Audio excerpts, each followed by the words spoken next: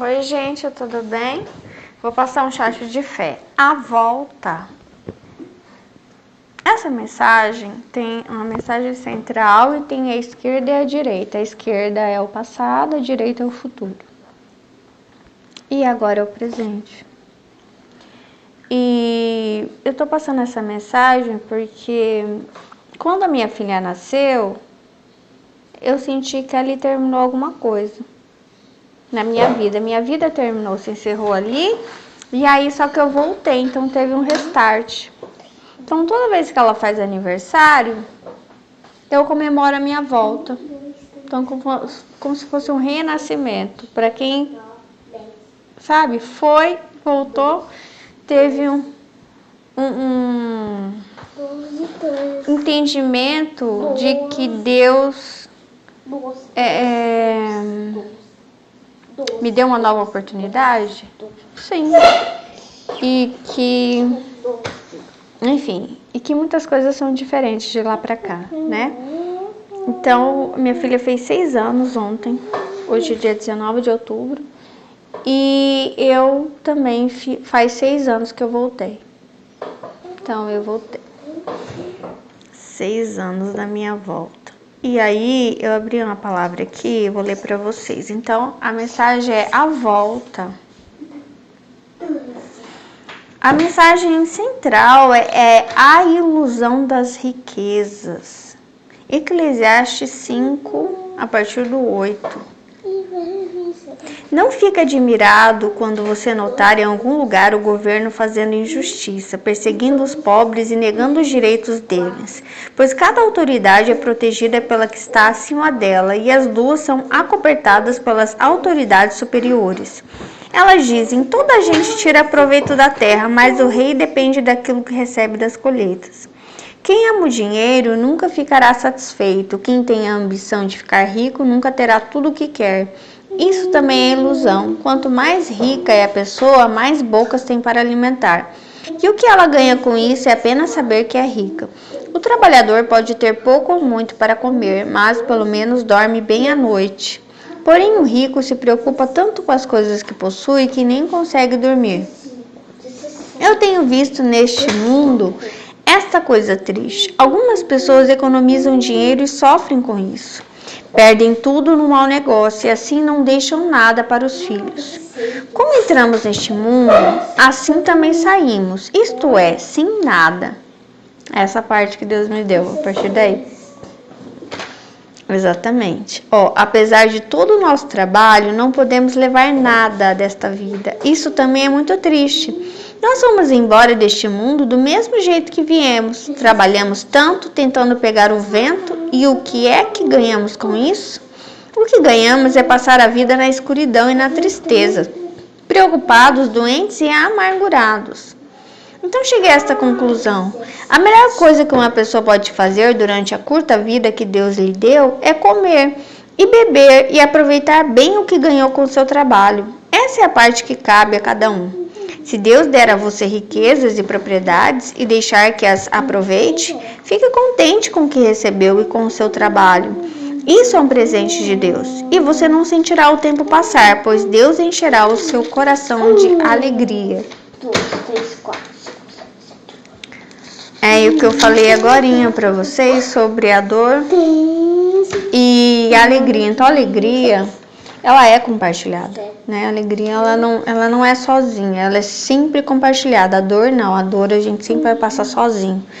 E não tem jeito, né? É assim. Não sei se vocês sabem, quando a criança nasce, quando a gente nasceu, a gente sentiu um soco no coração muito doloroso, por isso a gente sofre. Então, uma vez eu li sobre isso. É mais forte do que um ataque cardíaco. E aí, a mensagem da esquerda, do passado que Deus deu é Josué 24, 14.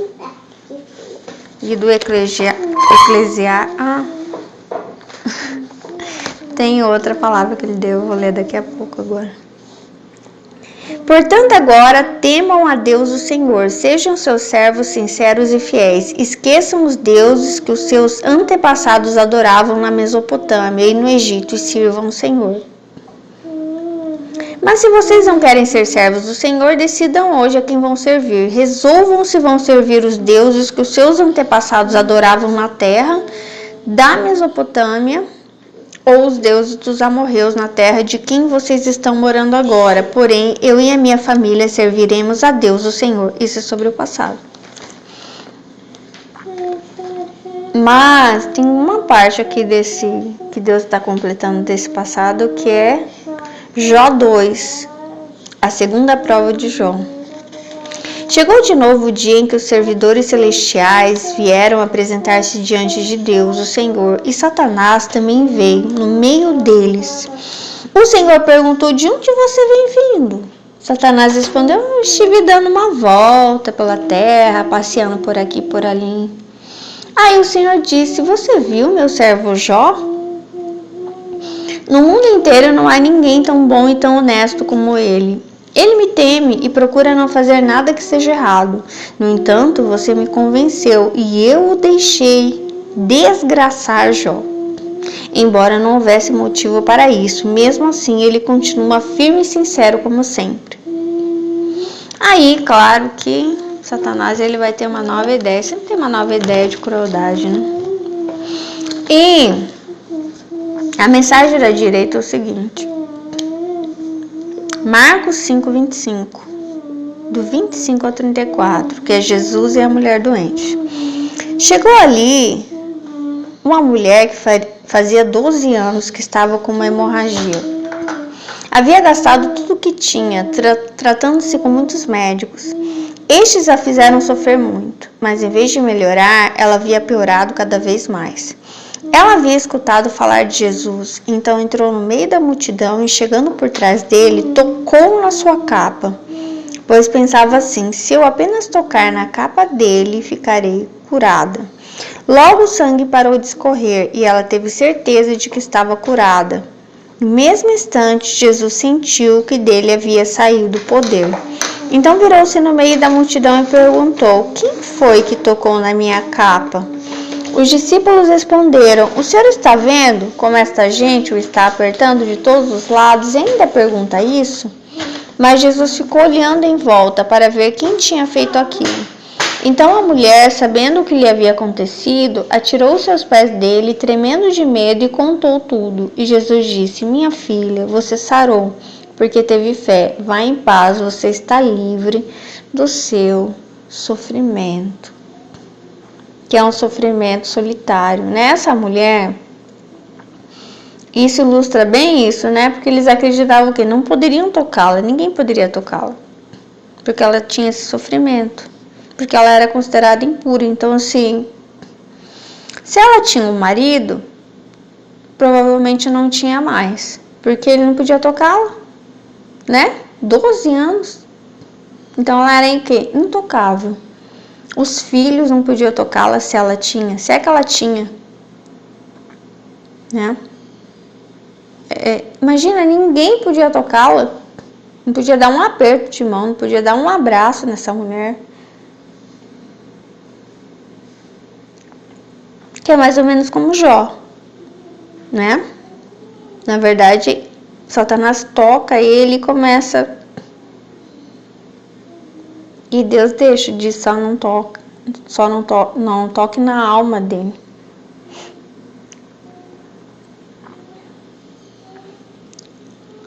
E é que é uma coisa bem engraçada. Todas as pessoas falam que os problemas, eles são um reflexo da alma, de uma alma doente, né? Enfim, eu pensei sobre isso,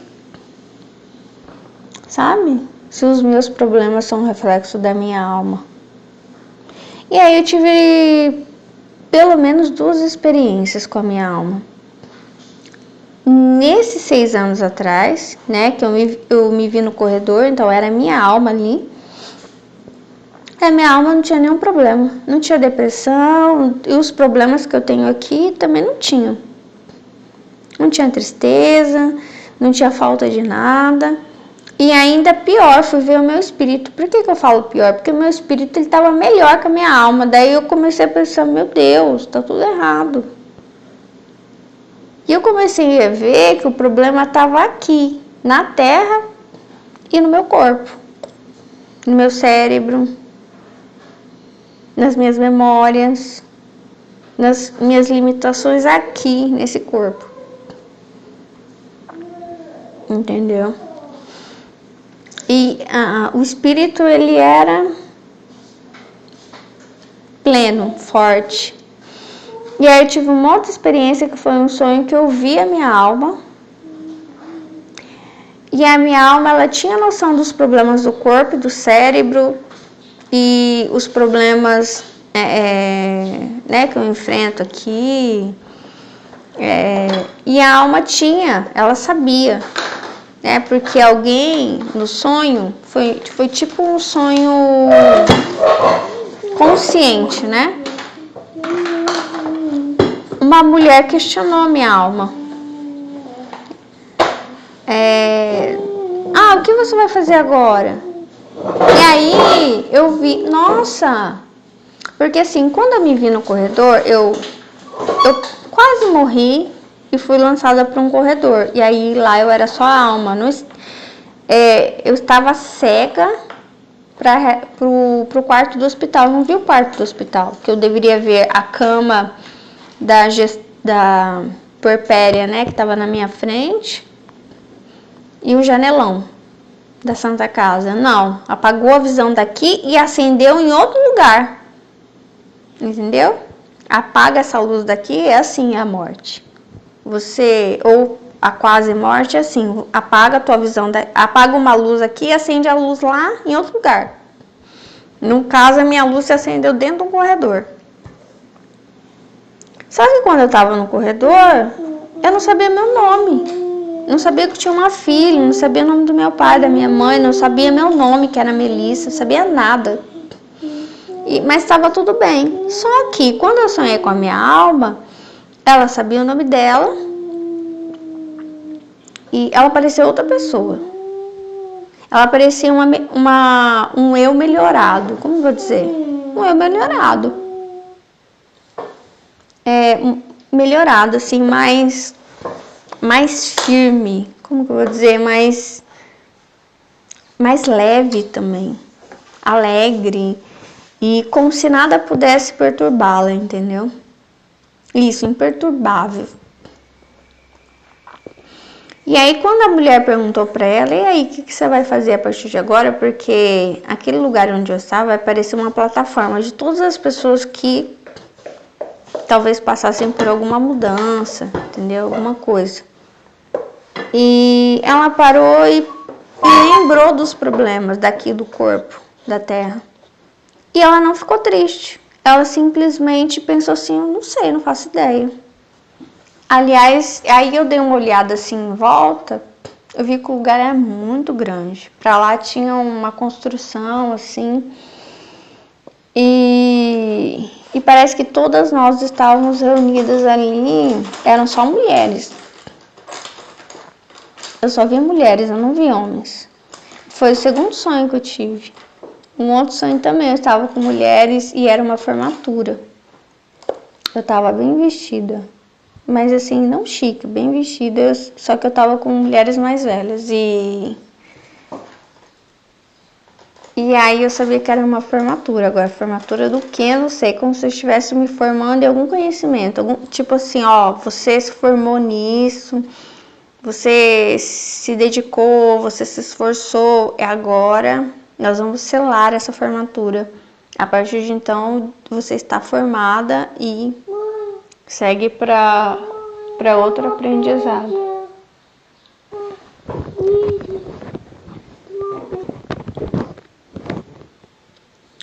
Minha filha, eu vi uma abelha. Hoje eu vi uma abelha filhote, eu nunca tinha visto. Eu tava tomando meu café, ela veio pro meu pires, coisa mais linda. Eu percebi que era filhote porque eu vi a bundinha dela listrada. E depois eu vi ela com a mãe dela ali nas flores. A mãe dela era muito grande e perigosa. Minha mãe ficou com medo. Eu não fiquei com... um pouquinho, né?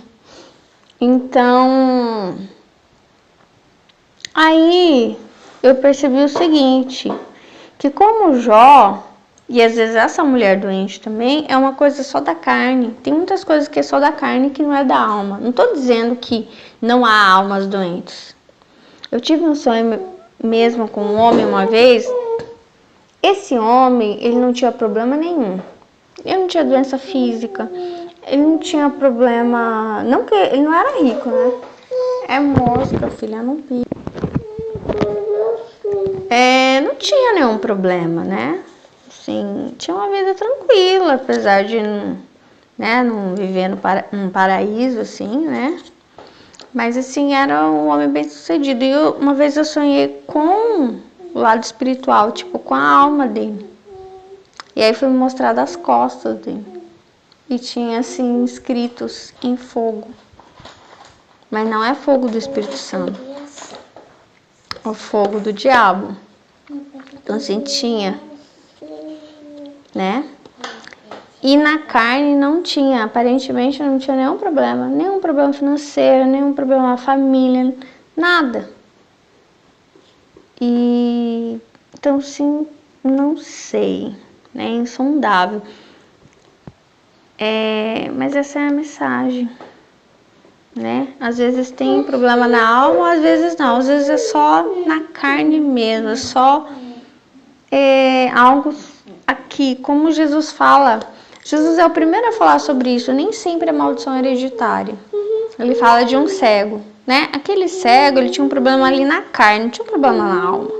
Ele não pecou para ficar cego, os pais dele não pecaram, né? E mesma coisa Jó. Jó, ele é ferido na carne, mas ele não é ferido na alma. Ele não tinha problema na alma, ele não tinha um pecado entende? Mas Deus deixou que ele passasse aquilo. Porque quando você tem uma carne para recuperar, é muito mais simples quando você tem uma ferida na alma. Entendeu? Assim que eu entendo. E a pessoa que tem um problema na alma, ela não pode morrer. Não pode. Porque se ela morre, ela vai para o inferno. Agora, a pessoa que tem um problema na carne, ela pode morrer a qualquer momento. Ela não tem um problema, ela vai para o céu. Agora, a pessoa que tem um problema na alma não pode morrer enquanto não cura. Porque senão Deus perde ela. Perde essa pessoa. Entendeu? É assim que eu entendo. Então, as pessoas que têm um problema na alma precisam ser resgatadas. E Deus sabe, né, como fazer com cada um. E é isso. Tchau, Deus abençoe vocês.